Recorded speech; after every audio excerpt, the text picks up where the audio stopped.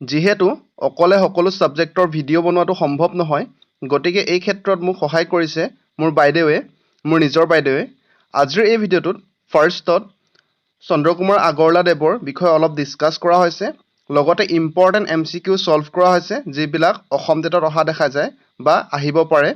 আপোনালোকে কেনেকুৱা পায় কমেণ্টত জনাবলৈ নাপাহৰিব, যাতে তাই উৎসাহ পায় এনেধৰণৰ ভাল ভাল ভিডিঅ' দিবলৈ। তাইৰ নিজৰো এটা ইউটিউব চেনেল আছে, য'ত তাই আছাম টেটৰ বিষয়ে ভাল ভাল ভিডিঅ' বনাই আহিছে। আপোনালোকে তাইৰ চেনেলটো চাবলৈ নাপাহৰিব, মই ডেছক্ৰিপশ্যন লগতে টাইটেলত লিংক দি দিম। সকলোলৈকে নমস্কাৰ।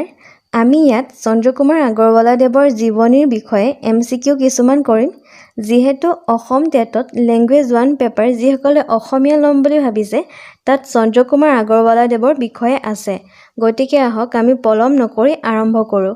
MCQ কৰাৰ আগতে তেওঁৰ বিষয়ে কিছু তথ্য দিয়া হৈছে, যদিহে আপোনালোকে বিচাৰে স্ক্ৰীনশ্বট লৈ ল'ব। চন্দ্ৰকুমাৰ আগৰৱালা কোন যুগৰ কবি? আধুনিক যুগৰ, জোনাকী যুগৰ, মধ্য যুগৰ এটাও নহয়। শুদ্ধ উত্তৰটো হৈছে জোনাকী যুগৰ। চন্দ্ৰকুমাৰ আগৰৱালাৰ জন্ম কোন চনত হৈছিল?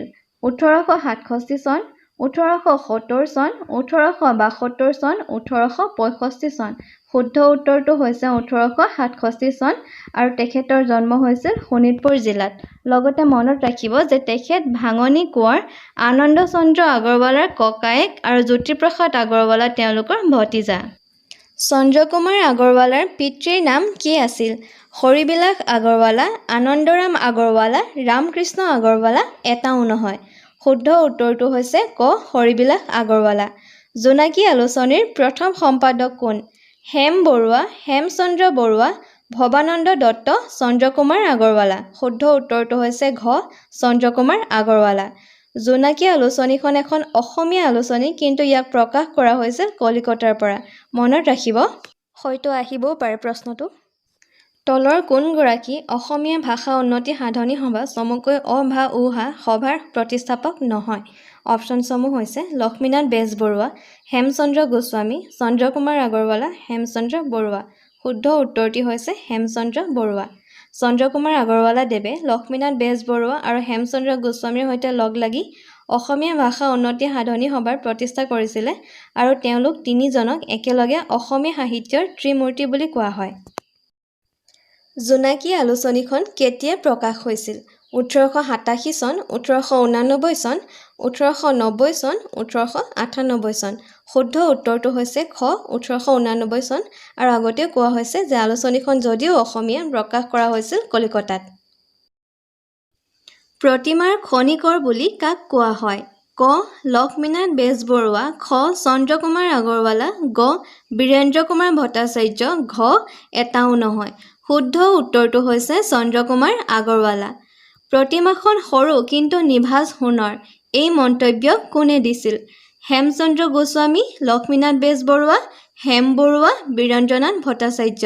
শুদ্ধ উত্তৰটো হৈছে খ লক্ষ্মীনাথ বেজবৰুৱা আৰু প্ৰতিমা হৈছে চন্দ্ৰকুমাৰ আগৰৱালাৰ প্ৰথম কবিতা পুথি।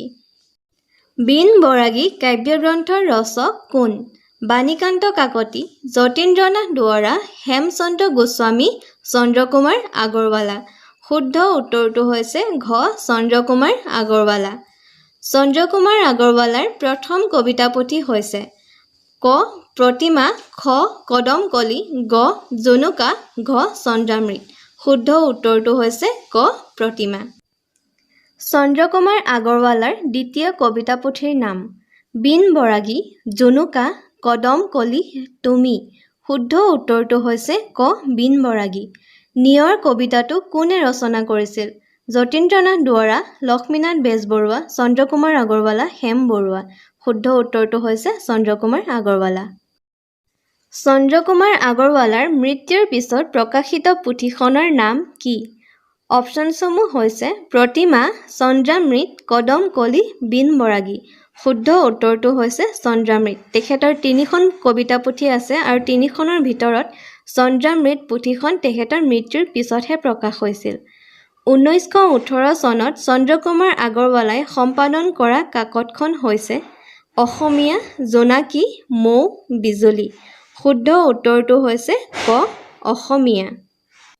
মহাত্মা গান্ধীৰ আদৰ্শেৰে অনুপ্ৰাণিত হৈ চন্দ্ৰকুমাৰ আগৰৱালাই ৰচনা কৰা কবিতাটি কি?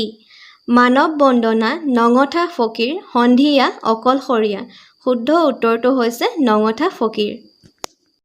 তলৰ কোনখন চন্দ্ৰকুমাৰ আগৰৱালাৰ কবিতা পুথি নহয়?